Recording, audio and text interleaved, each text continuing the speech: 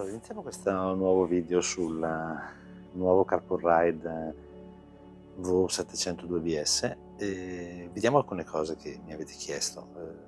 Andiamo con ordine, comunque verrà suddiviso, poi troverete sotto nei capitoli i vari argomenti, così vediamo se riusciamo ad affrontarli tutti. Allora, riaccendiamo. Purtroppo ho un problema di mal di schiena, non riesco ad andare in moto in questi giorni, per cui ci accontentiamo di questa prova, chiamiamola statica. Allora, il carburante ci interessa poco o niente. E questa è la schermata che compare standard. Io ho il mio smartphone in tasca, adesso vediamo se parte anche in automatico l'Android Auto. Andiamo a vedere, e questo è come si può dire, la parte standard, quindi quello che compare con l'ultima applicazione utilizzata, in questo caso Google Maps, e dall'altra parte abbiamo, mettiamolo in pausa un secondo, il Spotify. Allora, prima cosa vediamo la sezione audio, quindi la gestione degli interfoni. Io ho un casco, vi faccio vedere così, giusto per darvi un'idea, con montato un Sena SF2. Poi lo proverò eventualmente anche con altri interfoni, così giusto per fare una prova, però vediamo se funziona oppure no. Allora, ad oggi l'unica configurazione che è stata fatta, andiamo a vederla, la vediamo sotto, è stata fatta tramite come si può dire, TFT della BMW, quindi tutto è collegato al TFT. Andiamo a vedere collegamenti, abbiamo lo smartphone e il casco, in questo caso del passeggero. Allora ho invertito il collegamento, per cui abbiamo l'interfono collegato come casco principale e poi abbiamo lo smartphone, tutto sempre solo su TFT, quindi non collegato allo smartphone. In realtà lo smartphone poi è collegato al TFT e di conseguenza il CarPlay dovrebbe funzionare senza problemi. Adesso passiamo alla modalità di navigatore, per cui adesso dovrei essere in grado di controllare. Perfetto. Andiamo, usiamo il touch, facciamo un esce un secondo e andiamo a vedere le impostazioni. Allora, io voglio che l'audio sia gestito direttamente, audio output,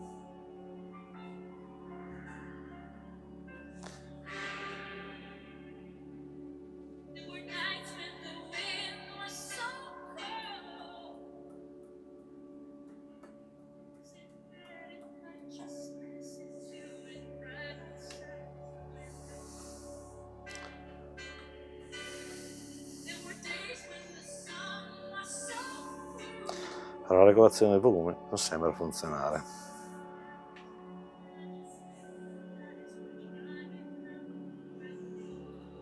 Quindi probabilmente la regolazione della musica funziona solo se l'interfono è collegato direttamente al TFT, però facciamo un'altra prova, vediamo se da qui si riesce invece tramite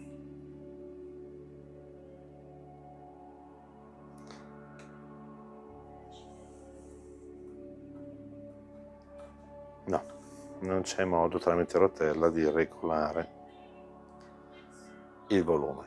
Allora, a livello di audio funziona tutto, gli interfoni sono collegati tra di loro sempre tramite il TFT e anche qui funziona. La musica la potete comunque sempre gestire sia dal TFT, perché in realtà il TFT è collegato allo smartphone e questo, diciamo, permette di gestire interamente i brani musicali, piuttosto che potete tranquillamente tornare, in questo caso torniamo qui,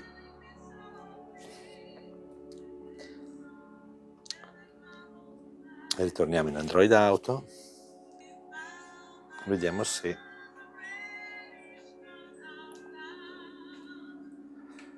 attiviamo la modalità. Ok, adesso vediamo se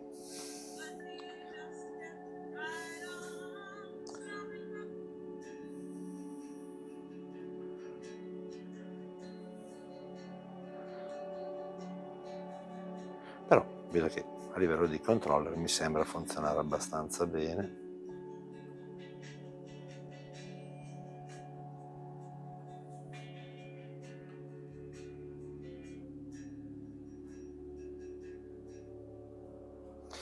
Allora, vabbè, diciamo che mi sembra che tutto quanto funzioni bene sotto questo punto di vista. Torniamo indietro, anche qui possiamo tornare a vedere le app. Ok, quindi diciamo che dal punto di vista dell'audio per il momento è chiaro che se tutto è collegato al TFT della moto, che è la soluzione che io preferisco, sicuramente allora, si perde la possibilità di regolare il volume, ma in realtà si mantiene il collegamento con la moto, i caschi, senza dover stravolgere nulla. In pratica il CarPlay fa solo da monitor esterno, niente di più. Per cui potrebbe essere comunque una buona soluzione. Poi magari più avanti, nei prossimi video, proverò anche a scollegare tutto e a ricollegare solo attraverso il Carpool Ride. Soluzione che sì, può essere interessante, ma in realtà aggiunge solo la gestione del volume. Di contro si perde la possibilità di girare senza CarPlay, quindi si perde la possibilità di regolare il volume e si perde anche la possibilità di utilizzare i comandi vocali tramite Android Auto. Bene, adesso iniziamo a dare un'occhiata invece alla parte legata alla gestione, cosa si può fare con la rotella. Allora, come abbiamo visto forse nel video iniziale, diciamo la moto parte con... Allora, la moto parte così, con il cruscotto che può essere o bianco o nero, e fin qui tutto sommato nessun problema. Torniamo indietro, modalità, ecco, questa è una modalità che non riesco a capire, perché di default la rotella lavora così. Ok, premiamo il pulsante delle frecce, a questo punto attiviamo.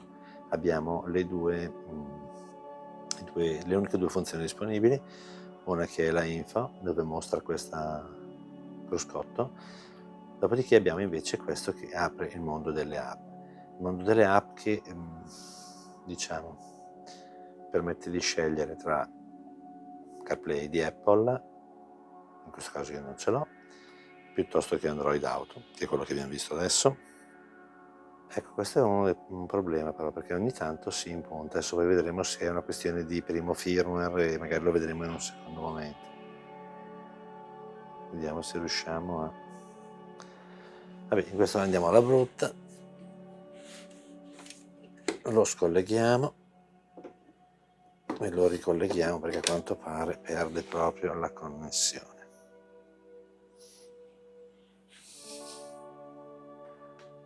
Allora, con il pulsante delle frecce si attiva, in questo caso adesso lo disattiviamo, un secondo, interrompiamo la musica che non ci interessa. Allora, la rotella di base muove e regola il volume, dopodiché attraverso il pulsante delle frecce è possibile scegliere le varie voci, poi con la rotella si scorrono. Andiamo a vedere anche telefono, Android Auto è attiva, per cui non è possibile richiamare il telefono da qui.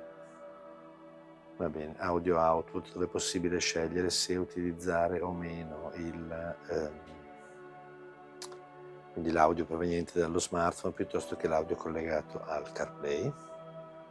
Poi ritorniamo qui, abbiamo il cruscotto, scusate, così, anzi scusate, questa è la bussola, abbiamo la bussola, poi abbiamo il telefono, la musica, la scheda di memoria e le impostazioni. Non ho ben capito come fare a passare alle voci, come fare a selezionare queste voci direttamente da qui.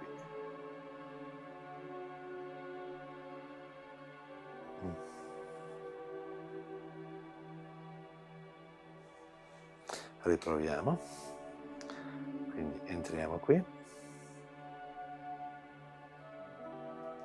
così scorriamo le varie voci, vediamo se c'è modo di... no, quindi abbiamo l'audio che è qui e va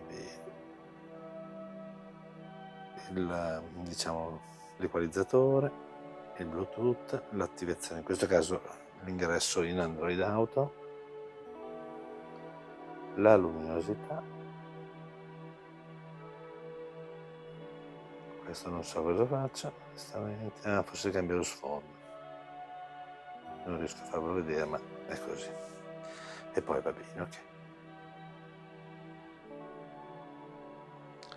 Quindi a me piace di più tra l'altro nero e lo lasciamo così. Diciamo questo è il funzionamento standard. Adesso entriamo e vediamo altre cose. Allora, come prima cosa adesso iniziamo a vedere le applicazioni che ci sono.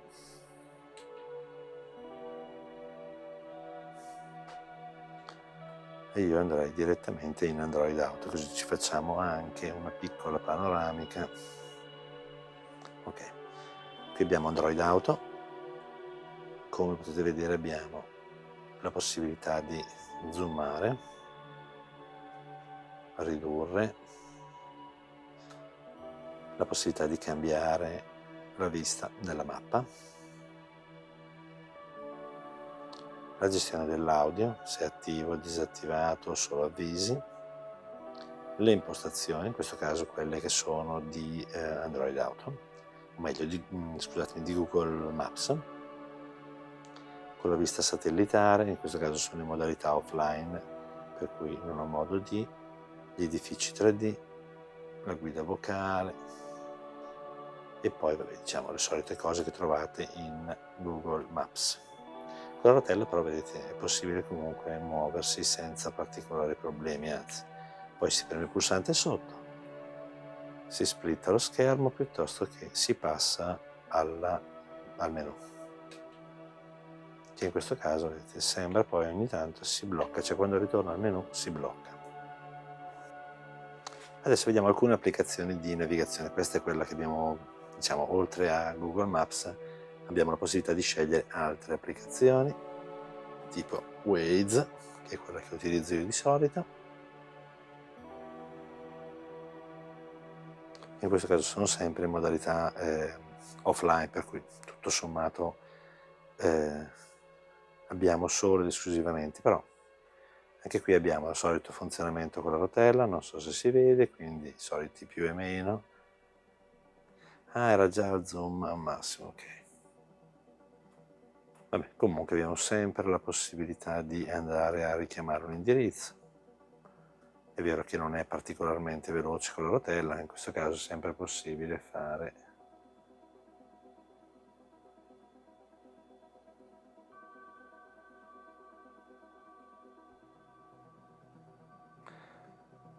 è vero, sono offline per cui non c'è molto da vedere, però ripeto, per funzionare, vedete, sembra funzionare anche qui con, e qui si gestisce praticamente tutto con comunque la rotella, anche le impostazioni che sono diciamo molto simili a poi quelle che trovate come funzionamento a quelle che si trovano in Google Maps.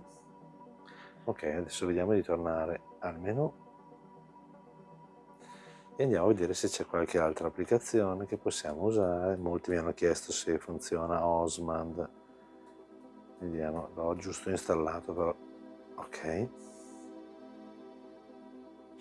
e anche Osmand vedete funziona. Questa è la versione gratuita, adesso non so quali siano le limitazioni che impone, però vedete che anche Osmand continua, mi sembra che funzioni senza, anche qui solite opzioni. Bisogna sicuramente prenderci un po' la mano, questo sì, nel senso che è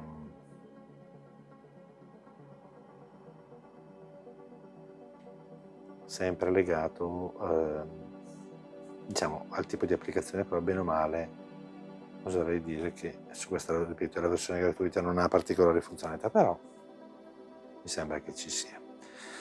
Poi fatemi sapere voi se volete provare altre cose. Adesso facciamo un'ulteriore prova utilizzando un paio di guanti. In molti mi avete chiesto come funziona il touchscreen utilizzando il guanto.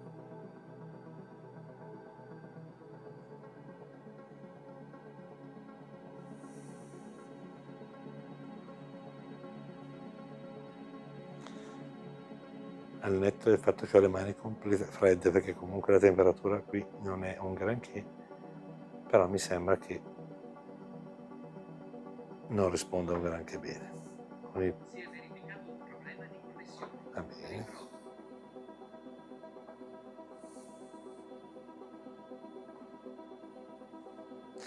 Sì, devo dire che non risponde benissimo al touch, nel senso che con le mani libere effettivamente sembra funzionare molto meglio, mentre con il guanto ritentiamo.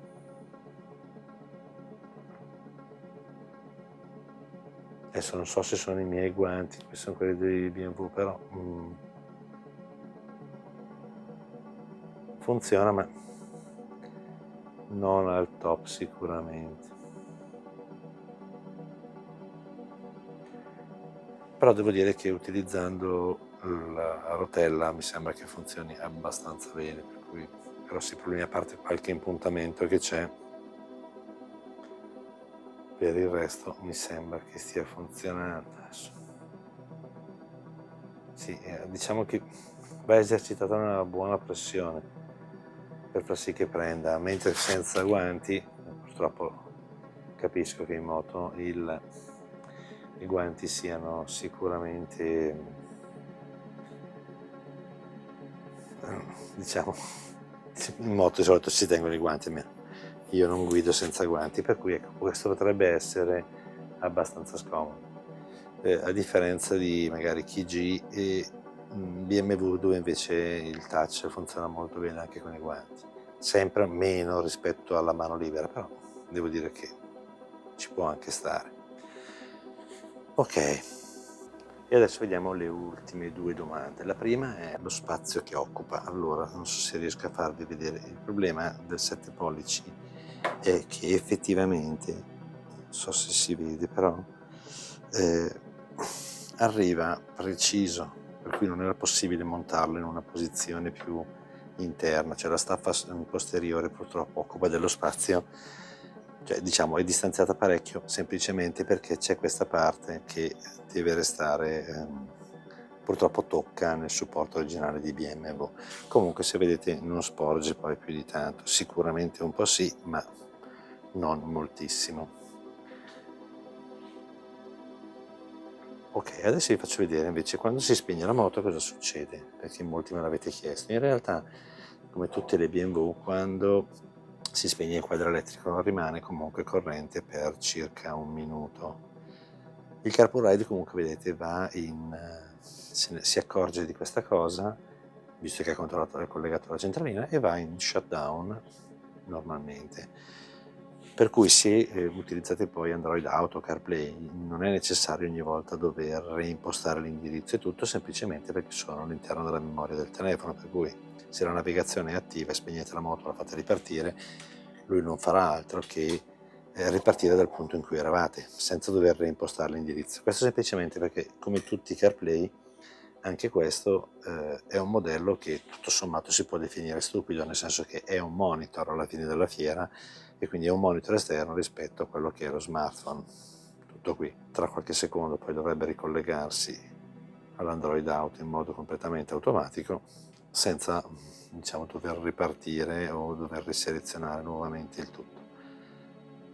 Va bene, come al solito diciamo, vi invito a lasciare un like al video se vi è piaciuto e niente, vi invito anche ad iscrivervi al canale se non l'avete ancora fatto. Vedete, in questo momento lui si sta ricollegando, ci mette sì una trentina di secondi, ma ripeto, tempo più che accettabile, però riparte esattamente dal punto in cui lo avevate lasciato e con l'applicazione aperta l'ultima volta, per cui vedete, non cambia molto.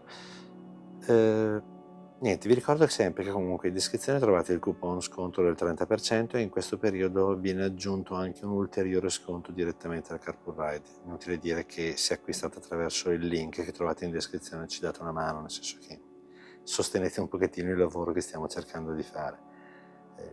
Diciamo, per voi non costa nulla, semplicemente però a noi viene riconosciuto magari un piccolo premio che può essere o in soldi o in futuri prodotti.